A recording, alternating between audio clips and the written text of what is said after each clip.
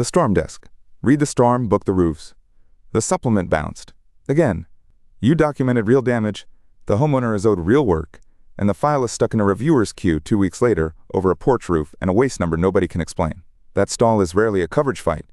It's a sketch problem wearing a coverage costume. By the end of this, you'll know how to run a roof sketch QA pass before every supplement leaves your office. The sketch is the quantity engine. Get it clean, and the argument stays on the merits. Start with why the sketch is the real argument. A sketch is your scaled drawing of the roof. Squares, slopes, ridges, hips, valleys, eaves, rakes. Those numbers feed every line item. Shingles price by the square, 100 square feet. Cap, drip edge, starter price by the linear foot. Over or understate one of those, and the line item is wrong before anyone debates a price. One quantity that doesn't tie, and the reviewer stops trusting the whole file. Sketch QA protects the benefit of the doubt. Here's the short version of the whole checklist, in order. 1.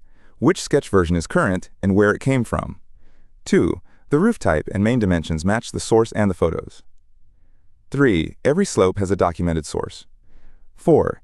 Eaves, rakes, dormers, and small planes are accounted for or excluded with a note.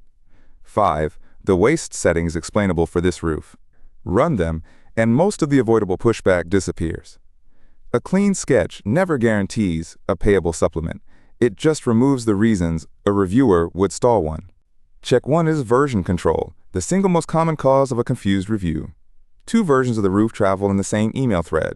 You build the number off version 2. The reviewer is reading version 1. The porch roof that triggered the supplement only lives in version 2. Now you look like you're inventing area, and nobody is lying. The file is just unmanaged, so keep a tiny version log, source, file name, date, and who accepted it. 30 seconds of bookkeeping prevents the worst argument in the file. Check 2 is roof type and main geometry, where the aerial report earns trust and hides its blind spots. Imported measurements are accurate on the main planes.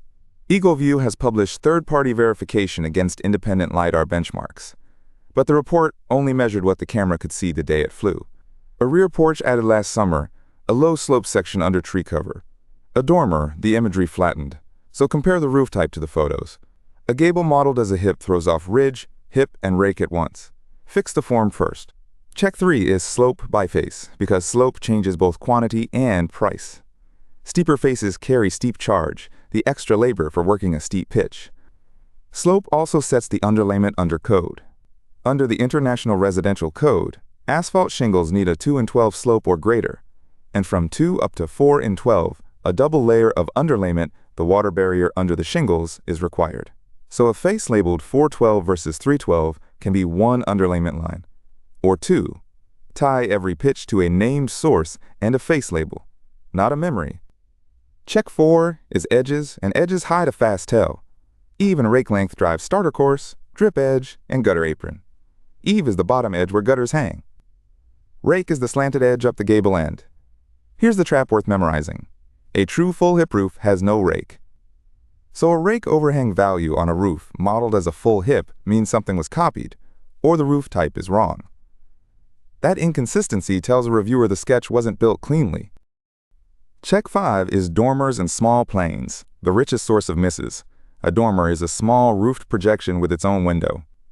Aerial imagery flattens them, and a busy estimator leaves them as decoration. So don't stop at it's visible. Is the dormer on the correct face? Is its slope and eave height sourced or guessed? Are porch and shed roofs included or excluded with a reason? And when a section is questionable, write it as a verification task, not a verdict.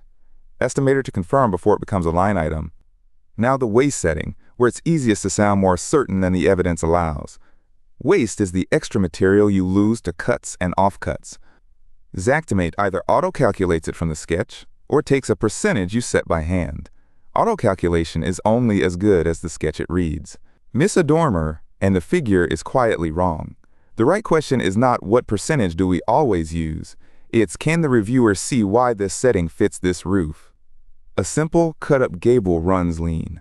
A roof full of hips and valleys eats more. Document the driver, not the number. Then reconcile the variables against the estimate.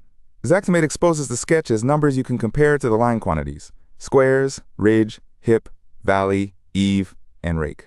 When several people have touched a file, that reconciliation catches a quantity that drifted away from the geometry. Walk the path.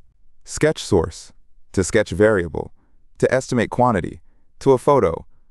When a reviewer can trace that path without calling you, the supplement reviews fast. Connect every flagged issue to a labeled photo. A packet that says see photos with 80 unlabeled images attached is not evidence. It's a storage folder, and you just handed the reviewer your sorting job. So label photos by elevation and face, not by camera file order. Front north elevation, face A, hail bruising, beats image 0473 every time. Use a handoff worksheet so each flagged item lands on a photo and an estimate group. A reviewer who isn't guessing is one who can say yes faster. Here's the line this checklist must never cross. The sketch shows geometry, the photos show condition, the estimate prices the work, coverage is the carrier's call. Your packet documents the visible conditions and writes a clear estimate. It does not argue coverage. The insurer decides coverage under the policy. The homeowner owns the claim, and the deductible is theirs to pay. A packet that argues coverage reads as advocacy. Document, don't diagnose the claim. Build the QA into a routine, because a checklist in one person's head is not a process. A second person, never the one who built the sketch, runs the QA pass. The author is the worst reviewer of their own geometry. A fresh reviewer sees the rake on the hip and the missing porch, because they have no commitment to it, and never generate an unsafe field instruction. OSHA's fall protection standard requires protection at 6 feet or more above a lower level. A missing slope label is a paperwork problem. Don't turn it into a fall hazard. Use ground photos, attic photos, or a licensed aerial measurement. Here's where Roof Predict fits, and where it doesn't. None of this checklist needs new software. It needs discipline and a place to keep the file organized. Roof Predict is an operations layer, not a sketch engine. Upstream, it scores which roofs in a territory are actually due, pairing an estimated roof age range with storm physics modeled per individual home. For a supplement coordinator, the useful part is keeping sketch versions, measurement files, labeled photos, and reviewer status together. It does not inspect roofs, diagnose damage, verify quantities, or decide coverage. Roof age is a range, not a date. Close the loop. The sketch is the quantity engine, so you Q, A the sketch first and the line item second. Name one current version. Match the roof type to the photos. Source every slope. Account for the dormers and porch roofs. Explain the waste.